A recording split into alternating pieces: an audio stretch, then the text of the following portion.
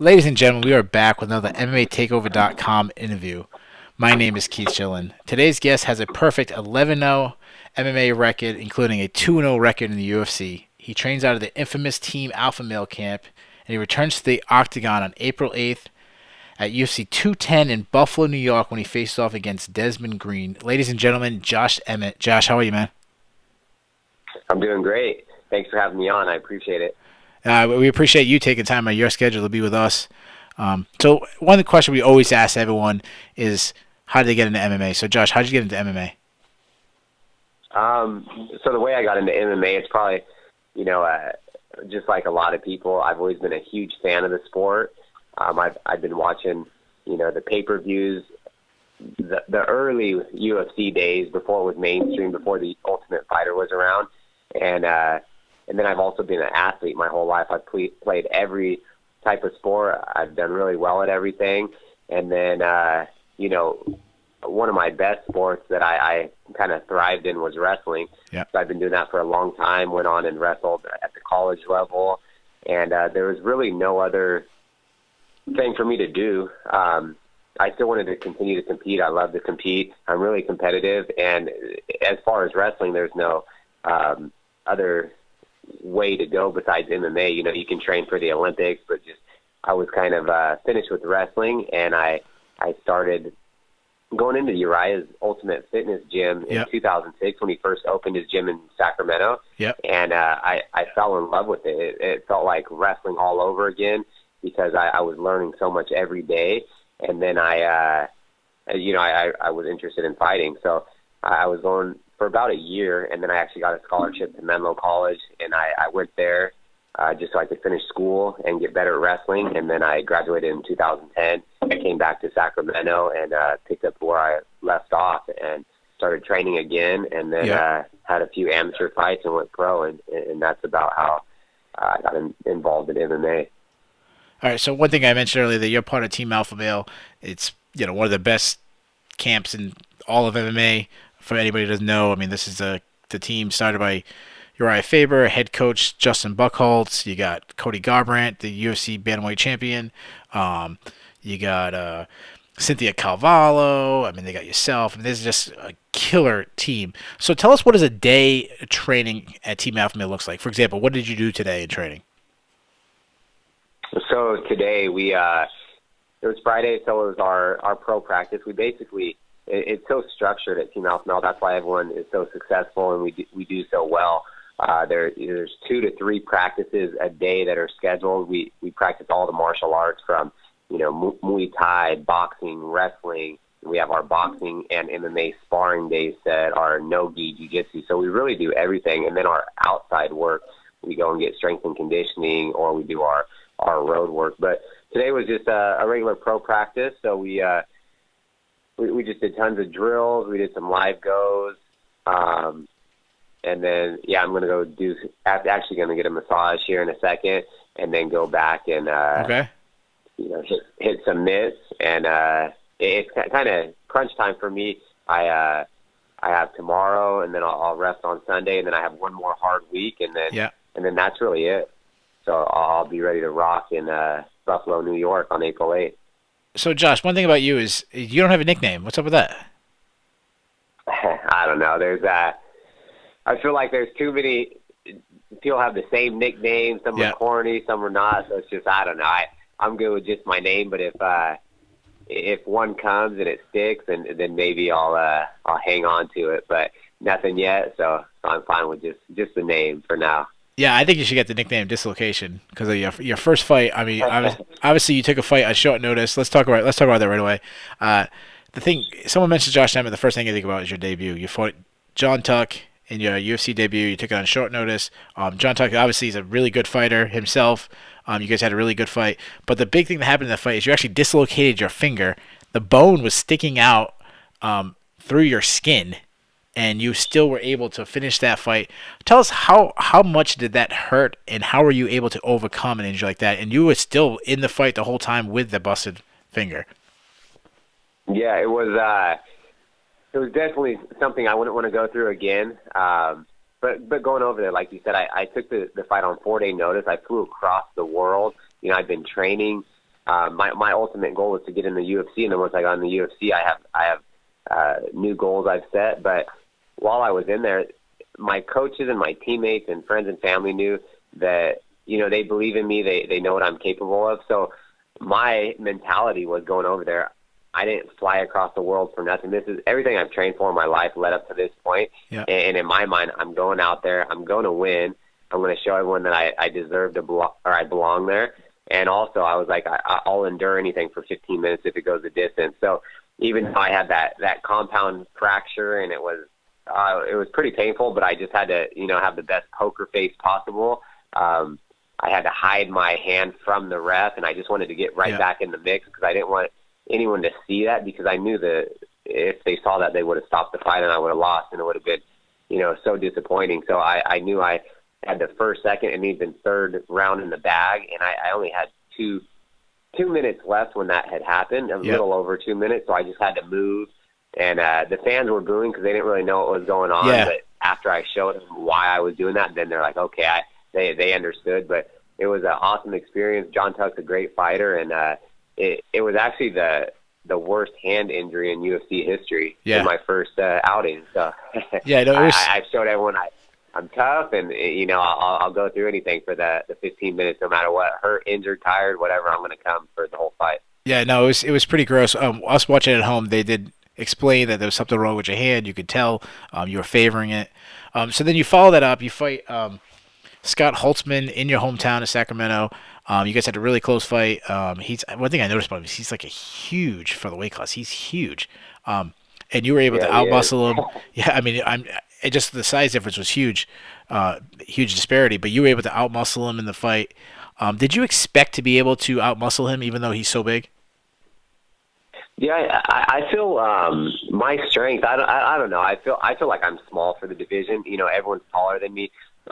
Maybe I look bigger on TV. Yeah. But no, as far as strength goes, I can grapple, and I feel and wrestle with any weight class. I feel good with that. But it's really just, it all comes down to them being taller and using the reach and their range. But I can close the distance real fast, and that's one thing I'm really good at, is getting inside and kind of being, just like how Mike Tyson did his style. He was a short heavyweight, but he had a lot of power. He was real compact, and he can get inside and beat up the body, and then it sets up that big punch upstairs. So, I really didn't think it was going to be that much of an issue. But one thing, he was just like John Tuck. They were just tough as hell. I hit him with some hard shots, and they would just keep coming forward. Even though I dropped Holtzman a few times and wobbled him, he would just still throw his hands up in the air and like, come on. I'm like, damn, what's wrong with this guy? Just go down already. Yeah, stay down. Yeah. Yeah, there was a moment in the second round you talk about. You got inside, you got in that pocket area, and you really unloaded some shots on him. And you're right, he ate it. He ate one you gave him. So let me ask you about your record. You're undefeated. Do you feel any pressure being undefeated, like to sustain that record, or is it something that you're not even thinking about? Not well. I'm thinking about it. It's not no pressure because I'm at the highest level now. A lot of people, while I was fighting regionally, as I was getting older, I was just like, if I had lost a fight, I was going to be finished fighting. So that's always been my goal, to get to the UFC. I'm here. I know I'm at the highest level, competing with the best fighters in the world. But yeah, my goal is to always win. I want to be a world champion. I want to do things in the sport that no one has, and so not so much pressure, but I have to win. I feel like that's my only option, and I only know how to win. I know people that I fought, they have losses on their record, and I know I've heard some people say, after you lose, you learn so much from yourself, go back to the drawing board and get better. But I know what it feels like to lose. I've lost big wrestling matches, so I definitely know the feeling, and I don't want to feel that. I feel it, yeah, not again, especially in a fight. I feel like wrestling, you lose a match, someone wins on points, but I feel if someone's like punching you and kicking you, like I'm not just gonna just take that. I'm gonna give it right back, and in order for someone to just completely get me out of the fight, they're gonna have to finish me. No matter what. Like I said, tired, hurt, I'm gonna fight for the whole 15 minutes and just make it a dirty, street fight.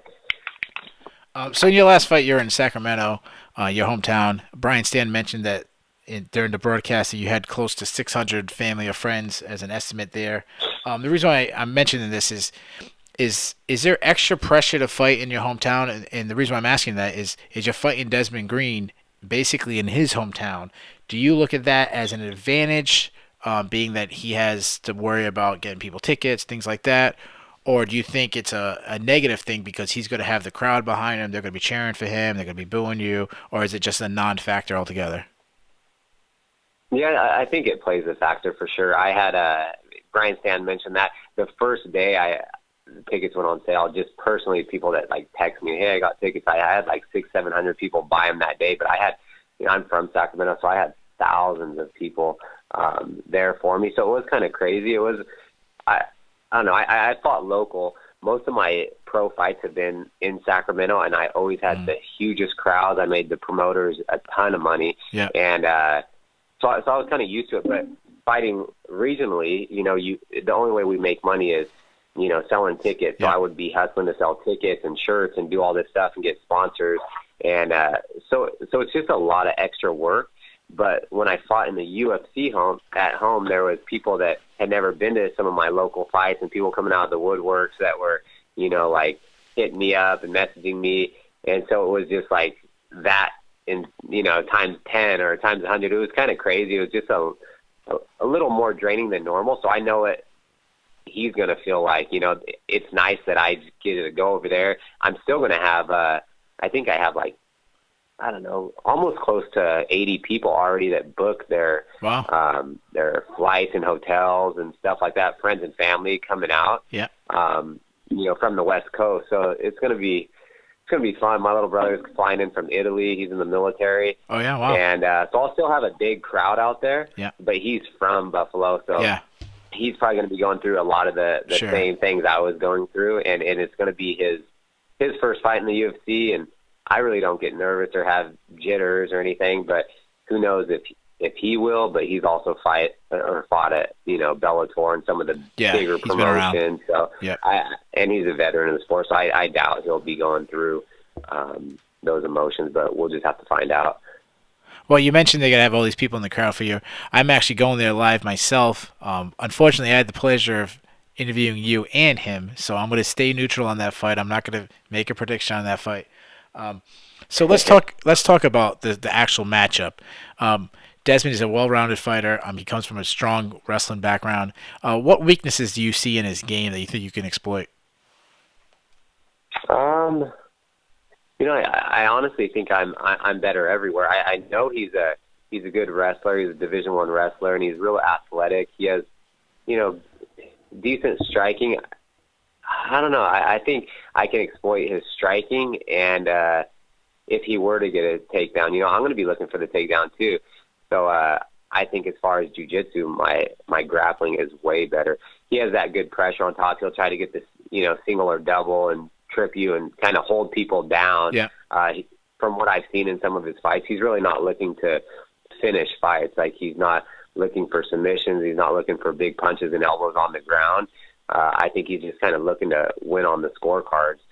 So, I have not tricks up my sleeve, but I think I'm really well rounded, and I think as far as Sean Shelby matching us up, this is it's a great matchup. It's going to be an exciting fight for the fans because we're both really explosive, athletic, and both good wrestlers.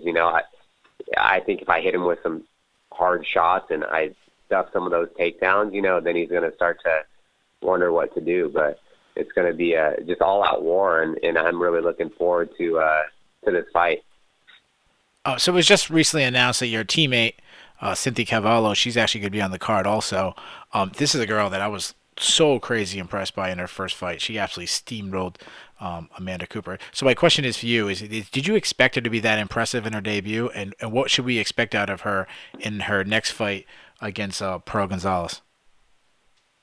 Oh, yeah, Cynthia's been in there for a while, and we've known that she's going to get to the UFC, and she could already, as she was an amateur, we were saying, like, she could beat women in the UFC right now, but she just had to put together some fights. So, she really only in the last 6 months, she put together 3 professional fights and then made her debut in the UFC. And, we knew it was a great matchup, and she was going to go out there and dominate her, and she did exactly what we thought. And I think now she just gets to prove it and show it to all the fans that aren't aware of her, and she's going to be a big star in the future. So I know you got to get out of here, but I would be killed by people if I didn't ask this question.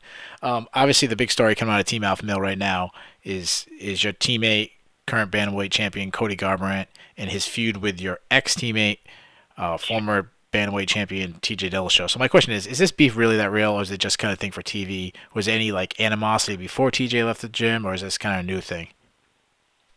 No, I don't think there was any really animosity before he left the gym, but I think it's just, Cody's always wanted to be a world champion. There's a current world champion, so Cody was knowing that one day he was going to have to fight him, and then when TJ had left, just he had to do what he had to do, what's best for his career. I guess, it just kind of, it started right there, and it makes for a good storyline, but I think that the beef is real, and I think from what I've heard from the Ultimate Fighter and stuff, it's going to be a great season, and everyone's going to, love to watch that. But, it's definitely real, and it's not fake, Yeah.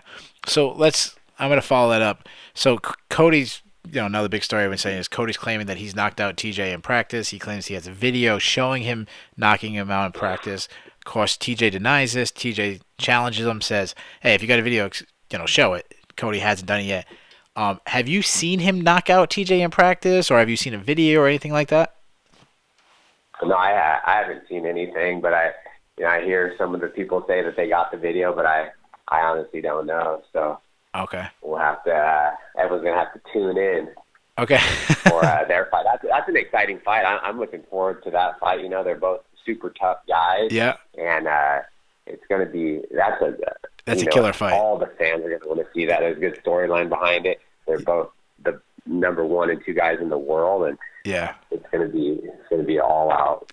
It's a crazy fight, exciting fight. That I totally agree. That is a killer fight. I can't wait to see that. So let's do some predictions real quick before I get you out of here. Main event is Daniel Cormier versus Anthony Johnson. Who you got in that one?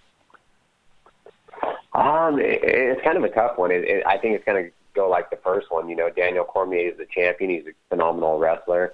But Anthony Johnson has that power, So if he doesn't, finish him in the first round, or it always kind of turns out that way. Anthony Johnson will come out really hard. He finishes a lot of guys in the first round. If he's unable to do that and they take him to the ground, they pull out the win. So it's kind of a coin flip, 50-50. If he lands that shot, he wins. If it gets out of the first round and Cormier starts taking him down, I would go with Cormier though. So what? I mean, you're being a politician right now. What's your official prediction? I don't know. Probably Cormier. Okay, Cormier. All right. All right. So let's go with your teammate, Cynthia Calvillo versus Pro Gonzalez. How's that fight end? Yeah, Cynthia's she's gonna win the fight. She can win it anywhere on her feet, submission, but Cynthia's gonna win the fight. Okay, now let's get to your fight. You versus Desmond Green. How's that fight end? All I know how to do is win, so I'm going to keep that undefeated record alive. I will be 12-0 April 8th. All right. And I'll have my hand raised. I don't know exactly how I'm going to finish the fight or win the fight, but I'll be looking for finishes on the feet, big punches, kicks, submissions, but I will have my hand raised. So all you people listening at home, if you'd like to gamble, make sure you heard it from Josh. Parlay Daniel Cormier, Cynthia Calvillo, and Josh. Put all 3 together, and you're going to have a big payday.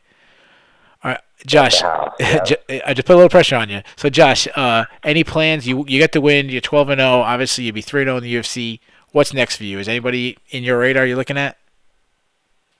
No, I have a 4-fight contract, so after I get this win, I'll have one more, and then I want to, of course, win that fight as well, be 13-0, and then renegotiate a larger contract, and then start throwing me in the mix to whoever. I really don't care, whoever they want to give me.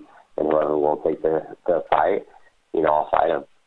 Are you hoping to renegotiate a contract before that, or do you want to test free agency?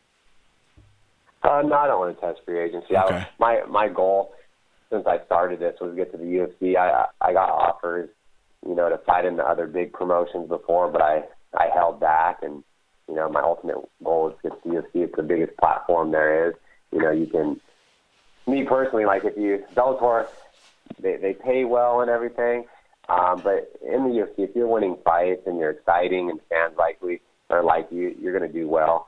I can't even name all the champions. If you ask someone, like, name the top 2 guys in each weight class for Bellator or whatnot, it's really hard to do. Yeah. So, yeah.